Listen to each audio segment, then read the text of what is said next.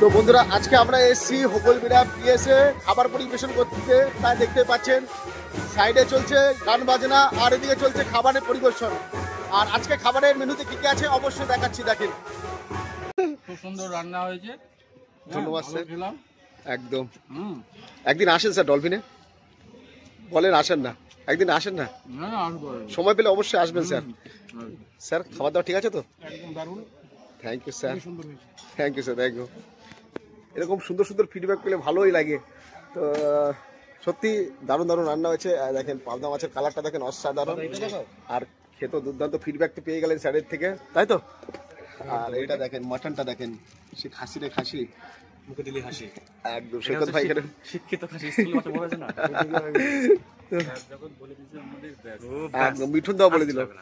তো বন্ধুরা আপনারাও আসুন টোটো ডলফিনে হোটেলে, খাওয়া দাওয়া করুন, আর আপনারা এরকম সুন্দর সুন্দর ফিডব্যাক দেন, আমাদের মনটা পড়ে যাবে।